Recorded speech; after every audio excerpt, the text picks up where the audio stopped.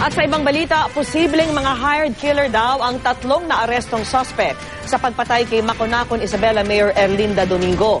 Pinaimbestigahan na ng DILG kung may kaugnayan ito sa pagpatay sa alkaldeng pinalitan sa pwesto ni Domingo.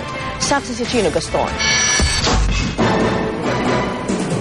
May nagbayad umano para ipapatay si Maconacon Mayor Erlinda Domingo. Yan ang lumitaw sa paunang investigasyon ng Quezon City Police kasunod ng pagkakaaresto nito sa tatlong sospek ilang oras matapos mapaslang si Domingo sa tinutuluyang apartel sa Quezon City.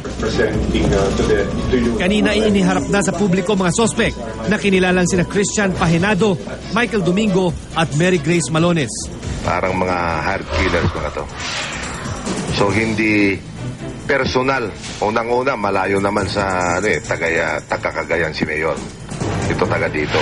Si Pahinado patakbo na raw palayo sa crime scene pero inabutan pa rin ng mga responding police. Nahulihan siya ng isang .45 caliber pistol at 2 magasin ng bala. Matapos siyang questionin ay natukoy ang kanilang safe house sa East Riverside sa Barangay Commonwealth sa Quezon City kung saan nahuli naman ang kasamahan niyang sina Domingo at Malones. May nakuha rin ditong isa pang .45 caliber pistol, isang .22 caliber pistol, ang motorsiklong ginamit o manong getaway vehicle, gayon din ang ilang drug paraphernalia. The opportunity and the means were already established.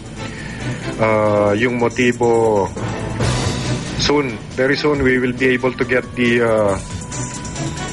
mastermind.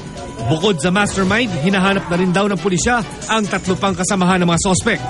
Isang dating vice mayor, naging alkalde si Domingo noong 2009 nang mapatay rin ang pinalitan niyang si Mayor Francisco Talosig.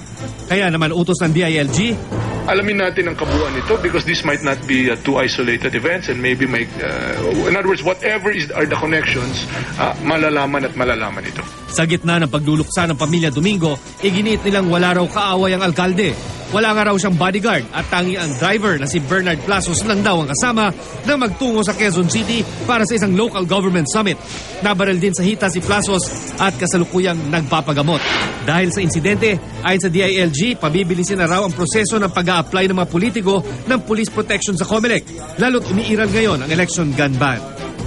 Ako si Chino Gaston, ang inyong saksi.